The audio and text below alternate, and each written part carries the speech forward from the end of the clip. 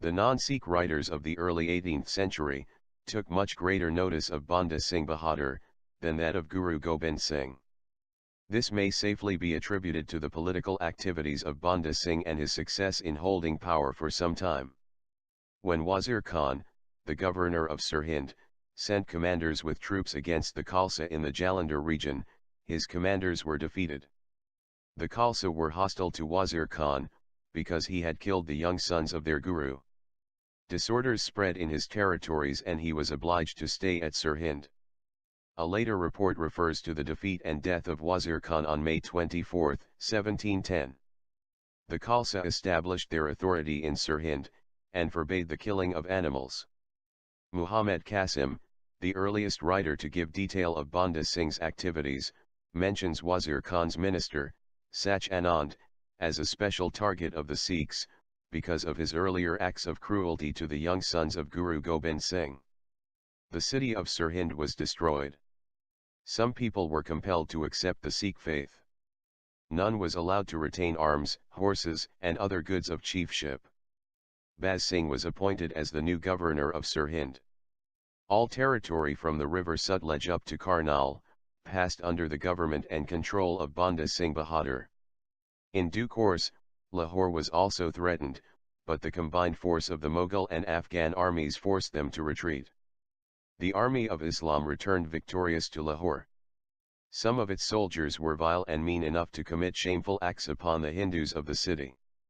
Karfi Khan, another contemporary historian, writes, the Khatris of the Punjab were colluding with Banda, and the Jats were supporting him. The majority of Banda's followers were foot soldiers. They did not hesitate to die in battle. Their spirit of sacrifice, and their achievement through it, was attributed by the common people to magic and sorcery. Muhammad Shafi writes, after the conquest of Sirhind, Banda ordered that both Hindus and Muslims who became enrolled as Sikhs should take their meals together, to obviate the distinction of the lowly and the well-born. Consequently, a pauper was made equal to a prince. The administrators appointed by him belonged to lowly positions, including that of a sweeper or a cobbler. Eventually, Banda was besieged in the fort of Gurdaspur. Muhammad Qasim was an eyewitness to the sorties of the besieged. The Mughal commanders were so struck with fear, that they prayed that Banda should take to flight, so that their prestige was saved without risking their lives. The siege continued for 3 months or 4 months, during which time more reinforcements were sent.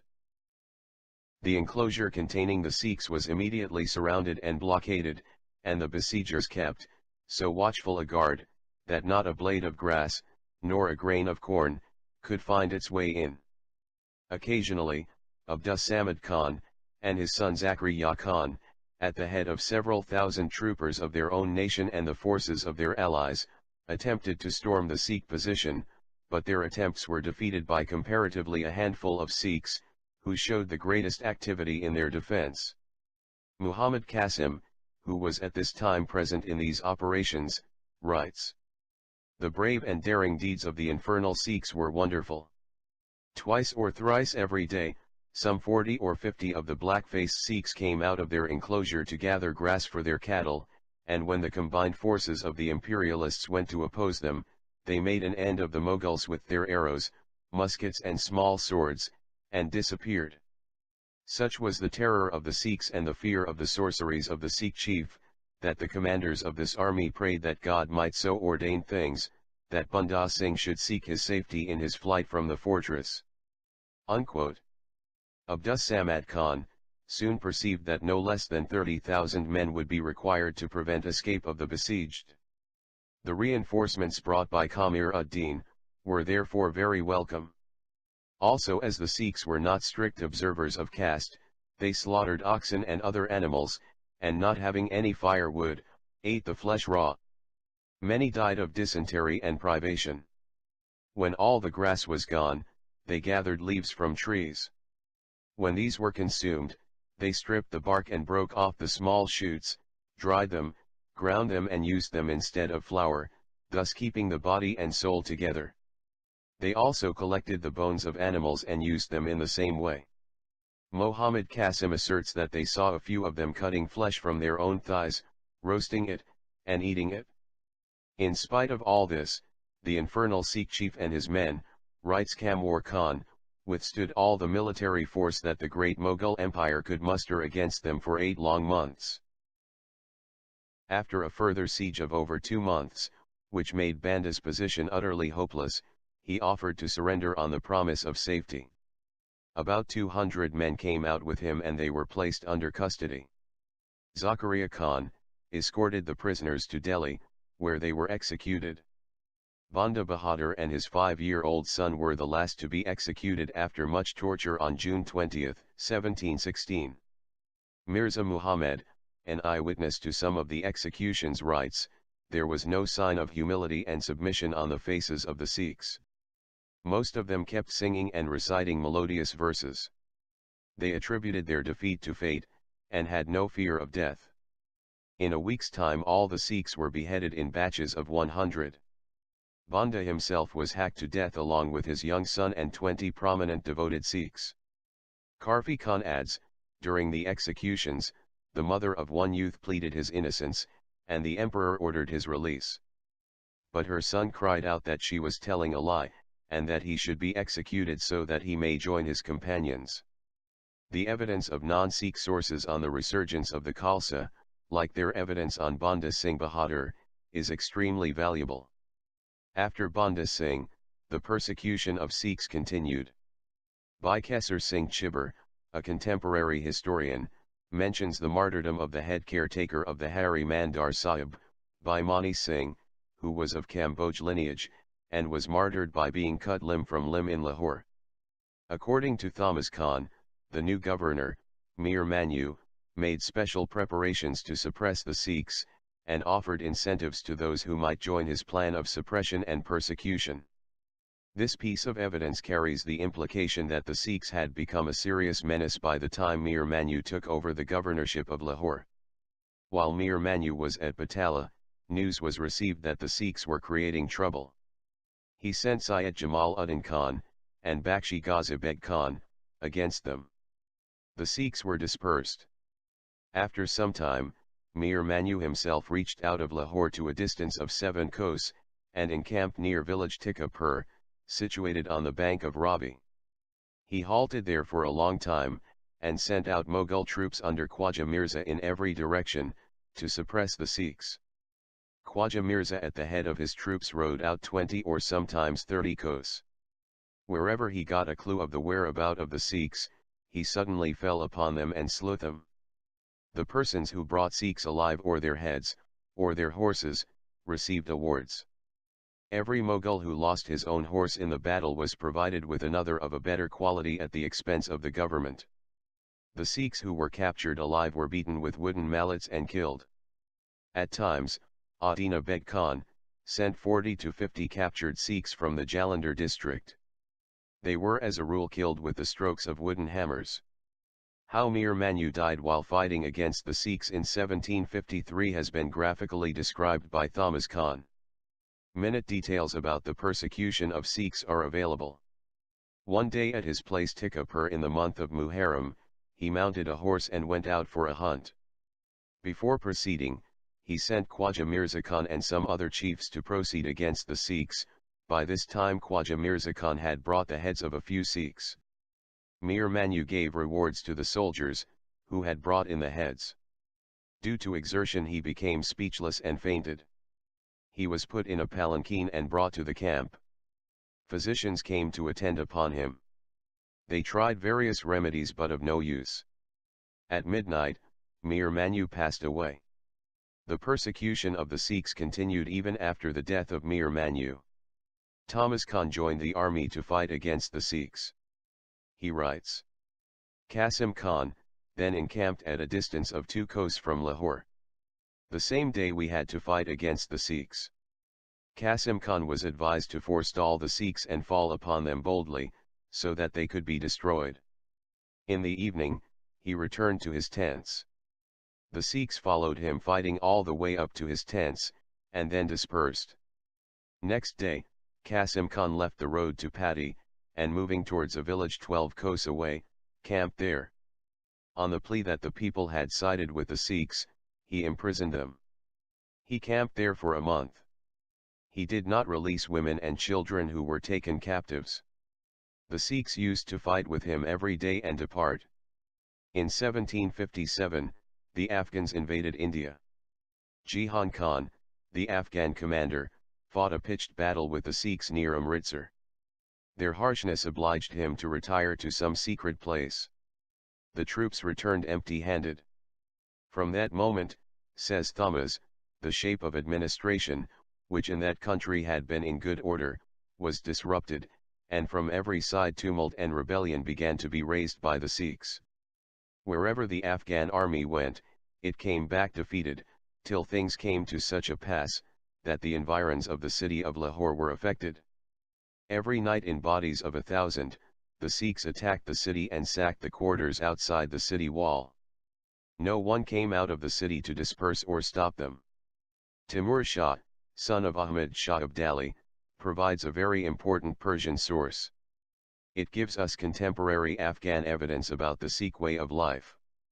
He begins his hakikat with the observation that Nanak Shah introduced a system which was hitherto unknown among the Hindu nation. In his religion, there is very little prejudice against Muslims, nay, they have practically no prejudice against any nation. They welcome both friend and foe, alike. He has vividly described the political events, as well as the belief of the Sikhs in the efficacy of the water of the Sarovar, of Darbar Sahib. After a year, Ahmad Shah came again, and they gave way and scattered themselves, here and there. Ahmad Shah destroyed Amritsar, where there are many deep tanks, several buildings, and a temple of the Sikhs. It is common among the Sikhs, to assemble at Amritsar, and take their bath. When a Sikh is wounded in battle, he is kept in a home erected by the side of the tank, and the water of the tank is rubbed on the wound instead of medicine. Thomas Khan estimated that 25,000 Sikhs were slain in what is known as the Great Carnage in Sikh sources. Jangnama is an eyewitness account of Ahmed Shah's invasion of 1764, of which our knowledge is extremely poor otherwise. The eyewitness was Nur Muhammad. We present a liberal translation of Qazi Nur Muhammad's narration which elucidates the high conduct of Sikhs, their mode of fighting, their faith, and courage. Do not call these Sikh dogs, dogs, because they are lions and are courageous like lions in the battlefield. How can a hero, who roars like a lion, be called a dog? Moreover, like lions they spread terror in the field of battle. If you wish to learn the art of war, come face to face with them in the battlefield. They will demonstrate it to you in such a way, that one and all will shower praise on them. If you wish to learn the science of war, O swordsman, learn from them. They advance at the enemy boldly and come back safely after action. Understand, Singh is their title, a form of address for them. It is not justice to call them dogs. If you do not know the Hindustani language, then understand that the word Singh means a lion. Truly, they are lions in battle, and at times of peace, they surpass Hartim in generosity. When they take the Indian sword in their hands, they traverse the country from Hind to Sindh. None can stand against them in battle, howsoever strong he may be. When they handle the spear, they shatter the ranks of the enemy. When they raise the heads of their spears towards the sky, they would pierce even through the Caucasus. When they adjust the strings of the bows, place in them the enemy-killing arrows and pull the strings to their ears, the body of the enemy begins to shiver with fear. When their battle axes fall upon the armor of their opponents, their armor becomes their coffin. The body of every one of them is like a piece of rock, and in physical grandeur every one of them is more than 50 men. It is said that Bahram Ghor killed wild asses and lions. But if he were to come face to face with them, even he would bow before them. Besides usual arms, they take their guns in hand and come into the field of action, jumping and roaring like lions, and raise slogans. They tear asunder the chests of many and shed blood of several of their enemy in the dust. You say that the musket is a weapon of ancient times. It appears to be a creation of these dogs rather than Socrates. Who else than these dogs can be adept in the use of muskets? They do not bother even if there are innumerable muskets. To the right and the left, in front, and towards the back, they go on operating hundreds of muskets angrily and regularly. If you do not believe in what I say, you may inquire of the brave swordsmen who would tell you more than myself, and would praise them for their fighting. This bears witness to my statement that they faced 30,000 heroes in the battlefield. If their armies take to flight, it is a war tactic of theirs. They resort to this deception, in order to make the angry army grow bold and run in their pursuit. When they find them separated from the main body and away from help and reinforcement, they at once turn back and fight more ferociously. They set fire even to water. Did you not see that while fighting the Pathans, they took to flight, which was deceptive? O valiant fighter, do justice to their act of war. One of their armies invaded Multan and put the city to plunder and devastation, and killed many of its inhabitants, and carried away an immense booty. I am not sufficiently strong in mind to express what the dogs did there. But as God willed it, each of us has to submit to his will.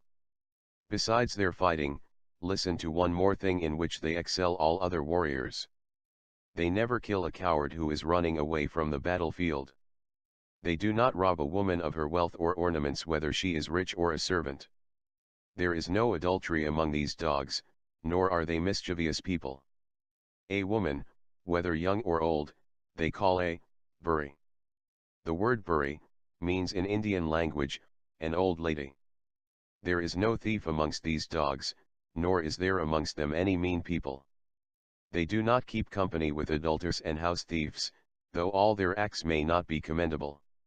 If you are not acquainted with their religion, I tell you that the Sikhs are the disciples of the Guru. That glorious Guru lived at Chakamritsar. The ways and manners of these people were laid down by Nanak, who showed these Sikhs a separate path. He was succeeded by Guru Gobind Singh, from whom they received the title of Singh. They are not part of the Hindus, who have a separate religion of their own. Now that you have familiarized yourself with the behavior of the Sikhs, you may also know something about their country. They have divided the Punjab amongst themselves, and have bestowed it upon every young and old. How Baba Gurbaksh Singh fought against the forces of Ahmad Shah Abdali to defend the Akal Takht has been graphically described by Qazi Nur Muhammad in Jangnama. When the Shah arrived at the Chowk, there was not a single infidel to be seen there, but a few of them had remained in an enclosure so that they might spill their own blood. And they sacrificed their lives for the Guru. When they saw the renowned king and the army of Islam, they came out of their enclosures. They were only 30 in number, but they have not a grain of fear about them. They had neither the fear of slaughter nor the dread of death. Thus, they grappled with the Ghazis, and in this grappling, they spilt their own blood. All were killed. Unquote. Readers might be familiar with the word picture of Sikh soldiers, painted by Qazi Nur Muhammad in 1764. 8 decades later, the British tested their mettle against the Sikh soldiers in 2 Anglo-Sikh wars. They became victorious through treachery of the Brahmin Sikh commanders, but realized that the Sikh soldier was not only much superior in fighting skill, but also more humane in character, a true Sant Sipahi. Major G. Smith, overwhelmed by the courage of a Sikh soldier, describes it thus in an anecdote. A great deal has been said of the gallant bearing of Moro, when he lost both legs at the Battle of Dresden, where he was engaged with the Allied powers against France, but I doubt much if the general bore his misfortune with the stolid courage of a Sikh sergeant, who had both his legs taken off by a round shot at the Battle of Aliwal. I conversed with him for about 10 minutes, during which not a muscle of his countenance indicated that he was in pain, and he spoke out boldly, like a Spartan, smiling at the idea when I told him one of our surgeons would save his life, and remarking, he had no wish to live without his legs. He then asked for water, and after washing his face, gave a silver ring with a ruby in it to the water carrier, and requested some of the men of H.M., the 31st, who were standing by, to put an end to him with their bayonets.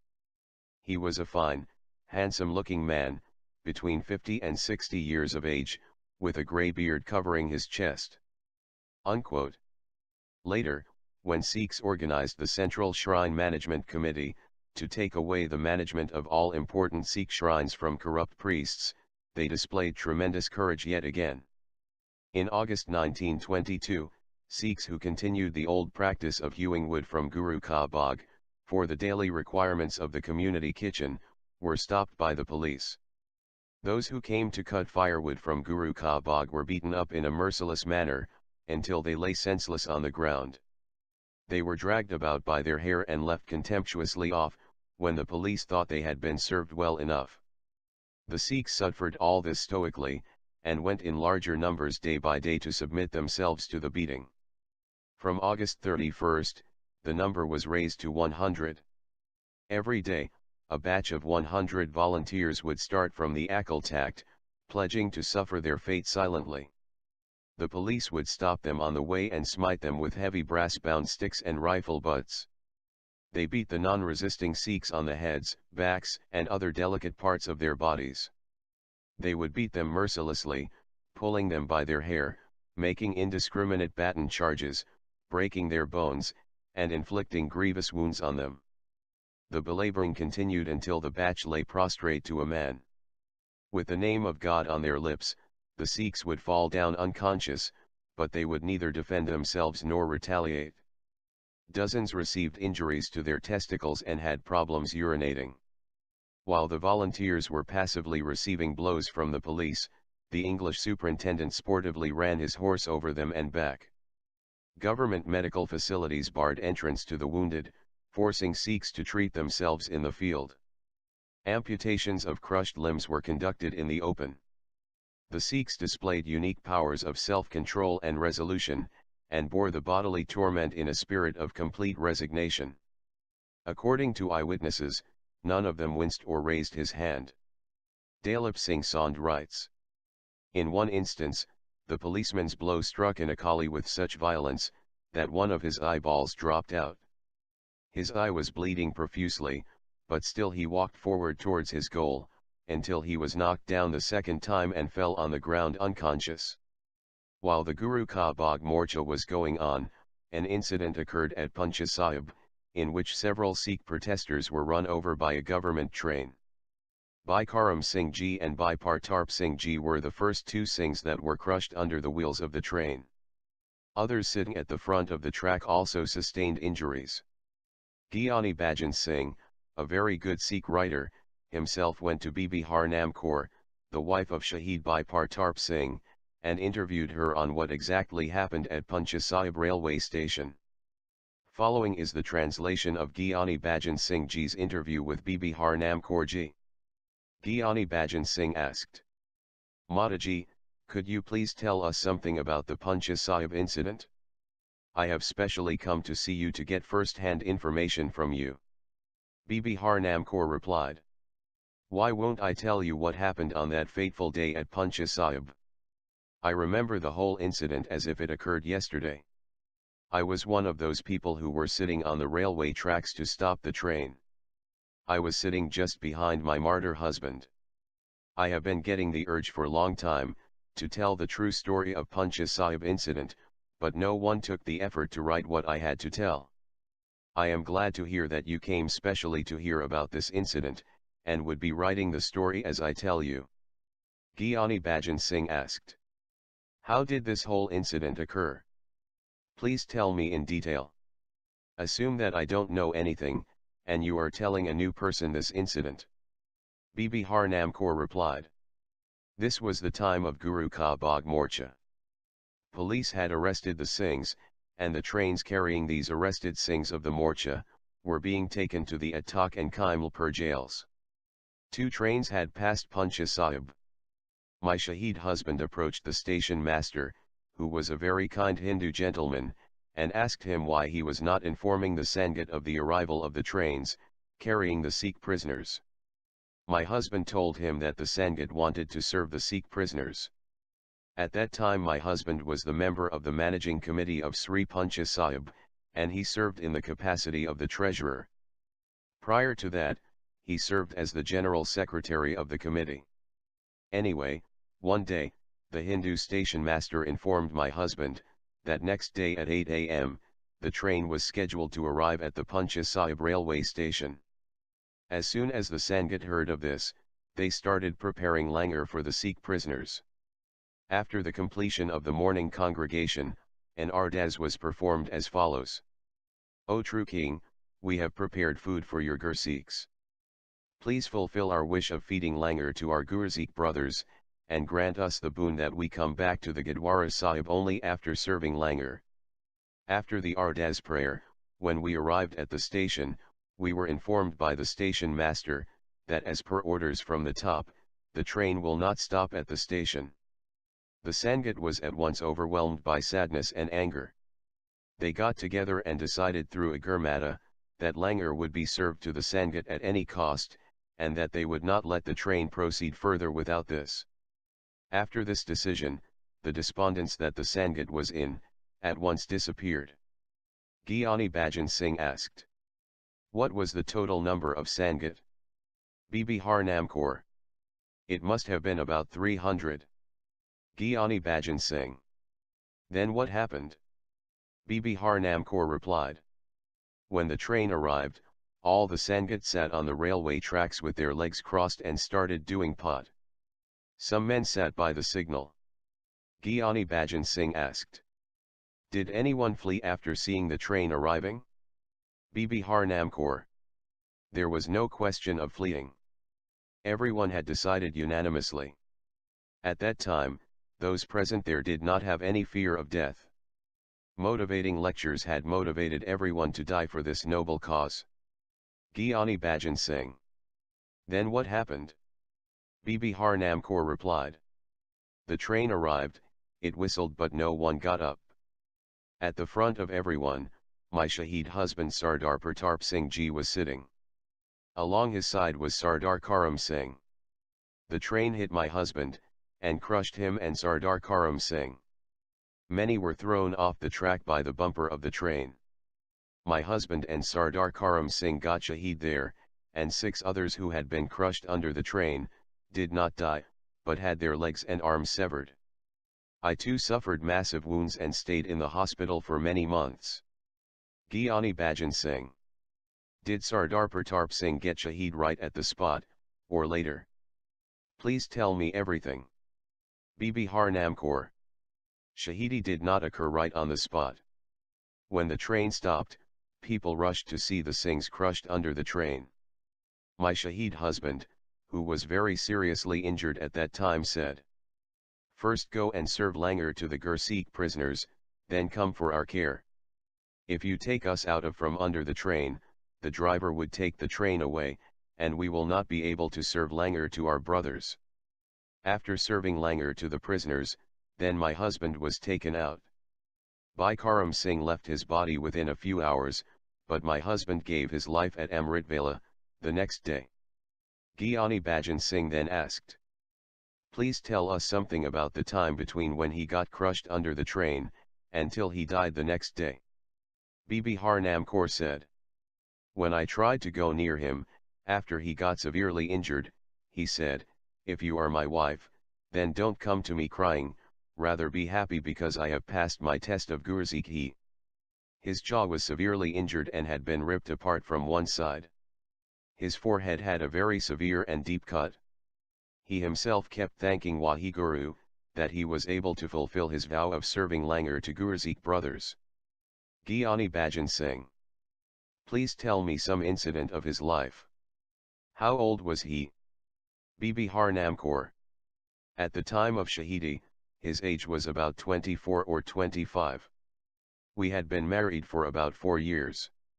He was serving in the military back then, but had to leave his job for wearing a black turban. We came to Rawalpindi and started living there. He was in the forefront when the Jathar went to free the Puncha Sahib Gurdwara Sahib. After relinquishing Mahant control from the Gurdwara Sahib, my husband was appointed the first manager secretary of the Gurdwara Sahib. He kept working without any pay or salary. At that time, we got by selling our possessions. We did not have any money with us, but my husband did not care about these things.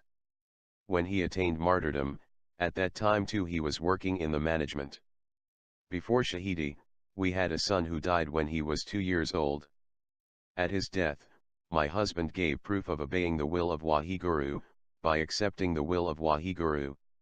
He did not cry at all, and not only that, but he called a band group and played the band in front of the procession, as my son's dead body was taken for cremation. I gave birth to our second child, few months after the Shahidi of my husband. That child is our only daughter, Joginder Kaur.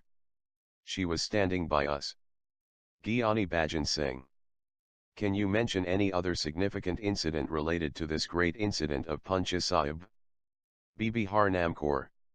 The driver of the train was an Aryan Muslim from Gujarat city of Pakistan. I don't remember his name. The government had filed a case against him, and he was investigated by a retired judge, as to why he stopped the train despite orders not to do so. That driver gave a statement in front of that tribunal, and this statement is of great historical significance. His statement was as follows. I had been given orders to not stop the train at any cost. As per the orders, I did not stop the train and it was moving at full speed. When the train hit Shahid Pratap Singh, I felt as if it had hit a huge mountain. I fell down and my hand got lifted from the speeder, and the train stopped. After investigating the engine, it was found that the brake had not been applied.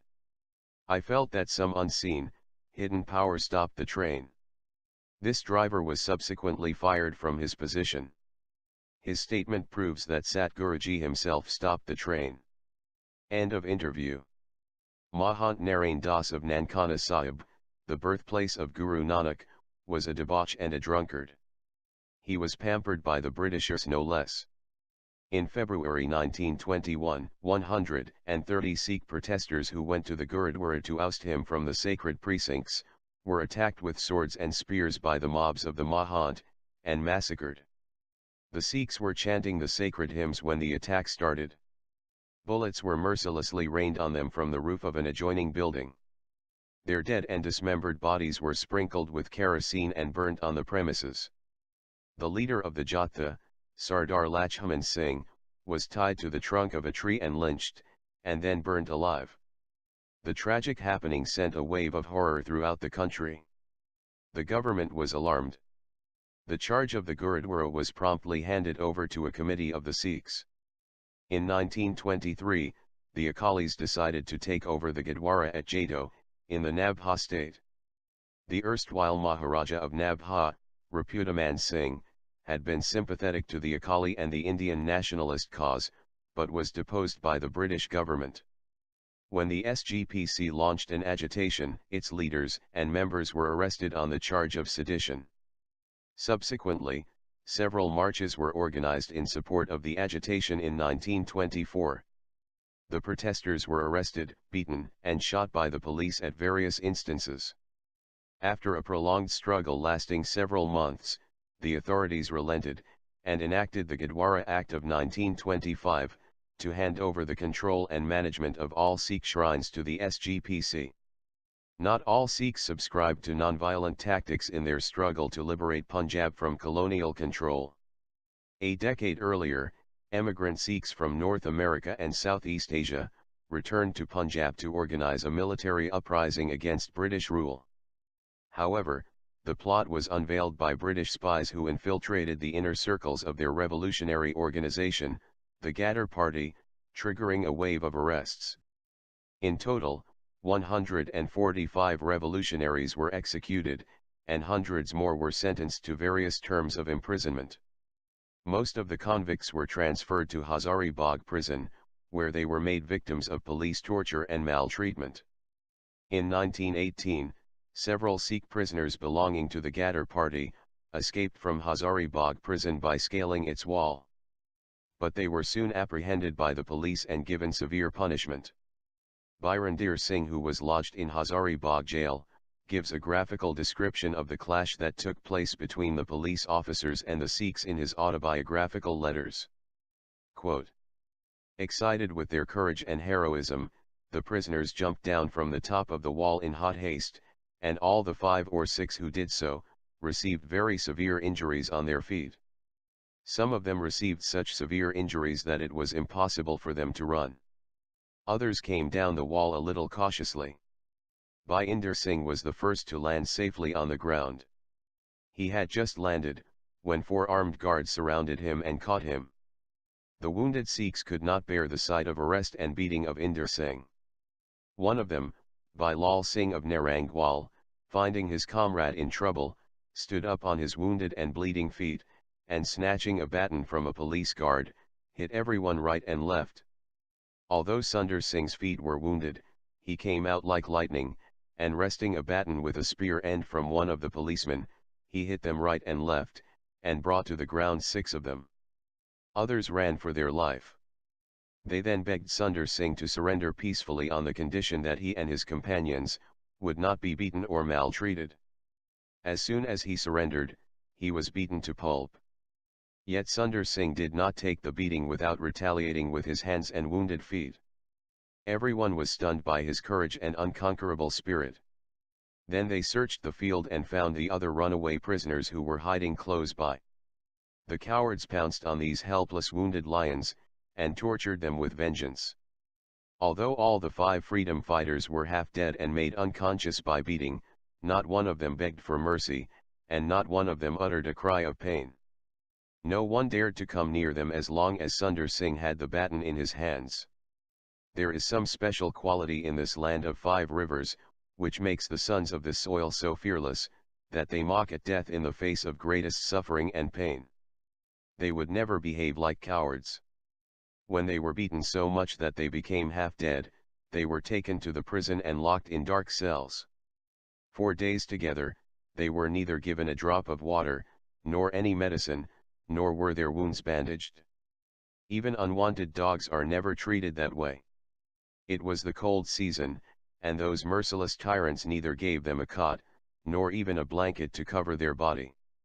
When we came to know of this inhuman cruelty, our blood began to boil in anger and resentment, but we were utterly helpless.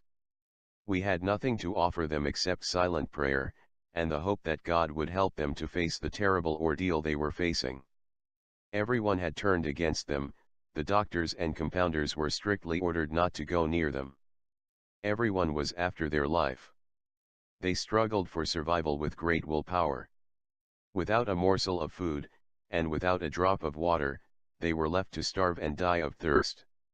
As a result of the ill treatment accorded to the runaway prisoners, Vadhavaram and the superintendent were both degraded and shunted out of the place. Although the runaway prisoners were further punished by 2 years' increase in their prison's term, they taught these 2 cruel officers a good lesson. 3 of them have not been arrested so far. They are, Sucha Singh, Tejas Singh, and Buddha Singh. 7 others had already been brought to the prison, wounded, and badly injured. 8 others surrendered after a month and a half, after showing the courage of daredevils. The adventures of these runaway prisoners form a thrilling tale. Bareheaded and without even a shirt, the only thing they had were 2 staffs picked up from the cremation ground. They crossed the Sun River, even though half of them did not know how to swim. Even the inquiry commission was surprised at this feat. When once surrounded by hundreds of villagers, they broke their way through them with only 2 large sticks, and made good their escape into the forests.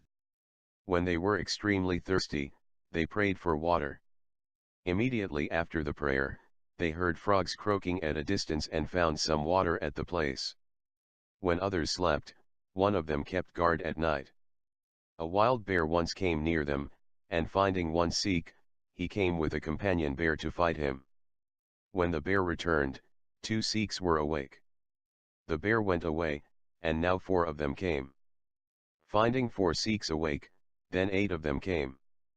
Finding 8 Sikhs were ready to fight them, they went away and never came back. 4 days they wandered in the forest without a morsel of food. 2 of them reached Banaras. They split themselves into 3 small groups, which added to their difficulties. Had they moved together, no one would have dared to face them. The police announced by the beat of the drum that they were dacoits, and thousands of people were sent after them to capture them.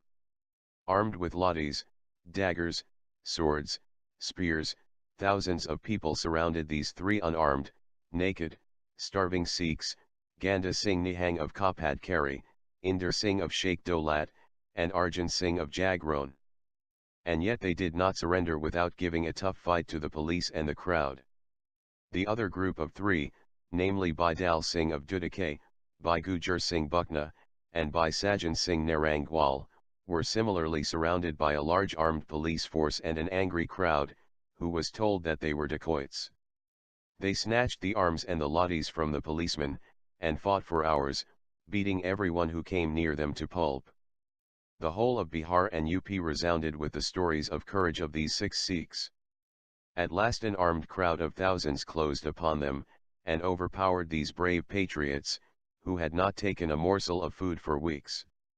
They fought with fiery determination.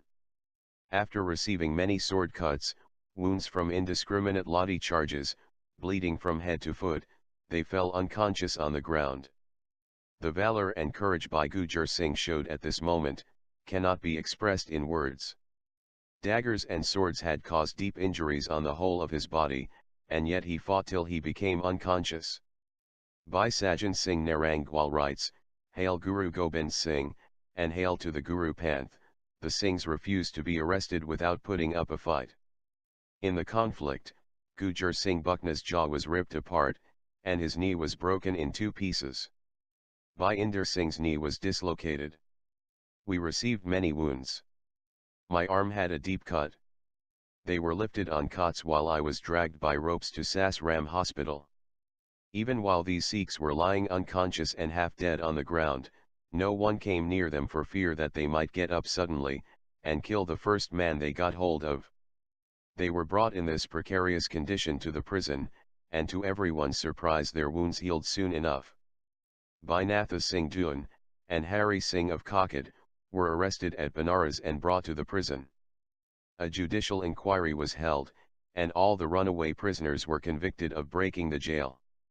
Although all the runaway prisoners were punished by the extension of their term of imprisonment by 2 years, Vadhavaram's treatment of the prisoners was condemned by the judges, and he was downgraded and severely censured. The Inspector General, Bawajiwan Singh, was also censured. The government took a serious note of his inability to handle the prisoners properly, by which he felt extremely humiliated. He avenged this humiliation by not giving either freedom or reduction of prison terms, which was sanctioned by the government for all political prisoners. One day Bhai Sajan Singh, who was lodged in the adjacent cell, started reciting prayer, after taking his morning bath. Sadhu Radha Singh, who was on duty as sentry, came and informed me that Bhai Sajan Singh's finger had been cut, and while he was reciting the prayer, the finger was bleeding.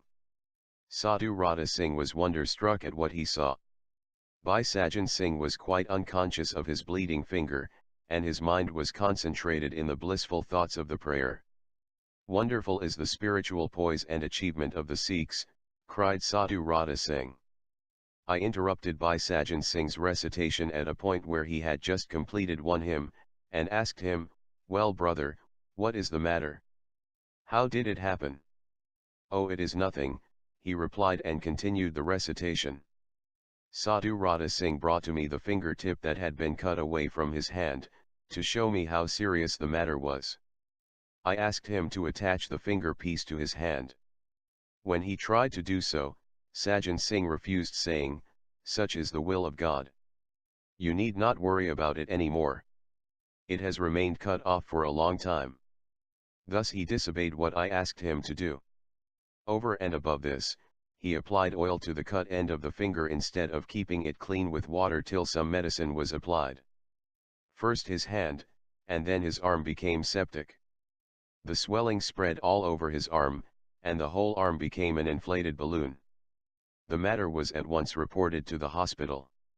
A new superintendent had just joined the office.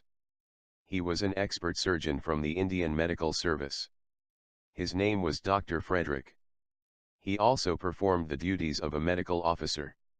He was known to be a very efficient physician and surgeon. As soon as he examined Bhai Sajan Singh, he ordered that he should be taken to the hospital. I particularly requested him to make a special effort to treat Bhai Sajan Singh. Some of us even agreed to accompany Sajan Singh to nurse him, but Dr. Frederick assured us that he would take good care of Bhai Sajan Singh. He did not even wait to inquire how the finger was cut, because he thought that the inquiry might obstruct or delay immediate treatment that was necessary. In the evening, the assistant surgeon came and informed me that the condition of Bhai Sajan Singh's arm had worsened. There was a danger of the infection spreading to the rest of his body. Another surgeon had been invited from the civil hospital for consultation. The whole medical board of expert surgeons had decided that the arm should be amputated. As there was no other way out, the amputation of the arm was likely to take place the next morning. I sent this sad news to all the comrades. It was decided that early the next morning, everyone would recite Japji 5 times, and pray for Bhai Sajan Singh, which everyone did. After I completed the recitation of Japji 5 times next morning, I felt an inner urge to say the congregational prayer, the Ardasa. It was a silent Ardasa which was performed without informing anyone. I prayed in the Ardasa that Bhai Sajan Singh's arm may not be amputated, and if he was cured, he would offer Kara Prasad at the Golden Temple, as soon as he was released. This was the first time in my life that I performed such an Ardasa. I did it unconsciously. I did not have it in mind even a few minutes earlier. And this is what happened on the other side in the hospital. The physicians, the saints of God, have gathered together. The treatment is hopeful and effective, because God Himself is a witness to the healing. Lo, the patient is rid of all sins, maladies, and sorrows. Guru Arjan, Funye. The doctors were now around Sajan Singh, who lay absorbed in silent prayer, ready for amputating his arm. Dr. Frederick examined the arm, and thinking that Bhai Sajan Singh was asleep, he woke him up saying, "Wake up, we have to administer chloroform to you." "Why?" asked Sajan Singh. "Because your arm has to be amputated," replied the surgeon. "It is not necessary to keep me under chloroform. You can amputate the arm without it. You will find that I will not move nor complain, in the least, of pain." "Go ahead," said Sajan Singh. The surgeon was taken aback at the courage and endurance powers of this 20-year-old young man. He wondered what these Sikhs were made of. Even at such a young age they could look at suffering and pain with such stoic indifference. For a moment he hesitated to amputate the arm. An idea flashed across his mind. He now decided to try some minor operation by which he could take out the pus out of the abscesses. Some unknown power impelled him to save his arm. It did not strike him before. But now he made an effort to save the arm. As soon as the abscesses were cleared of the pus, the swelling subsided and the laceration began to heal. The joy of the surgeon, Dr. Frederick, knew no bounds. He had given up hope of saving Sajan Singh's arm, but now he felt a miracle had worked. He personally came to dress the wounds. He ordered his assistants to take extraordinary care in nursing his wounds. Happy at the success of his operation, he came to me and said, "Well, Randir Singh, your companion is perfectly all right now. Do not worry about him. His arm has not been amputated. It is completely healed up." I said, "You have been very kind and generous, and your labors have borne fruit." The superintendent said, No, I did nothing. It was a miracle. I was ready with my instruments to amputate the arm, and just as I was about to do so, something checked me. In a flash came the idea to me that I should try to save his arm, and what struck me suddenly had not occurred to me before. My mind suddenly changed when the young man asked me to perform the operation without the chloroform. The minor operation was performed without the chloroform, and he did not stir in pain, even once. Even if I had amputated his arm, he would not have felt the pain. It appears he was under the trance of some spiritual inspiration. After giving expression to his feelings in English, he went away. I sat in thanksgiving prayer. Bhai Sajan Singh Narangwal writes, "Satis are not those that burn themselves on the husband's funeral pyre, satis are they, O Nanak, who die of the pangs of separation. They are also known as sati, who abide in modesty and contentment. They serve their Lord, and rise in the early hours to contemplate him. Guru Granth Sahib, page 787, Thank you, O merciful Guru Gobind and Nanak, for overlooking my sins. Bhai Sahib made offerings for the first time, and the Sangat supported me by reciting prayers. The fear of God and the Guru welled up inside me, and dispelled all of my fears. When the Satguru bestowed his grace upon me, my mind became as still as a mountain. Unyielding in opinion, the doctors were convinced that my life could only be saved if my arm was amputated. Having forgotten God, the voice of their egos were speaking. They laid me down on a bed and fetched their medical weapons. I saw that no one was listening, so I stopped listening too. I got ready and surrendered myself to the Guru. I had nothing to worry about, since I no longer existed. It was all up to the brave Guru now. I kept looking down at my arm from time to time. They did not amputate my arm, but cut it open to perform a minor operation. Thanks to the Guru's Sangat, they changed their decision. My arm was feeling better now. The great Guru Gobind Singh has been merciful to me. Unquote. Dr. Frederick performed his duties very conscientiously, and inspired confidence and efficiency in his staff. I have never seen so conscientious a British officer. He himself bandaged the arm of Sajan Singh every day. He ordered one or the other assistant surgeon to be always present to watch Sajan Singh. They had to remain with him for 2 hours by turn. Even at night his assistants had to be present near the patient. He worked even on Sundays, and every night he came to see Sajan Singh at least once. We expressed our grateful thanks to him for his sympathies in so many words. End of excerpt.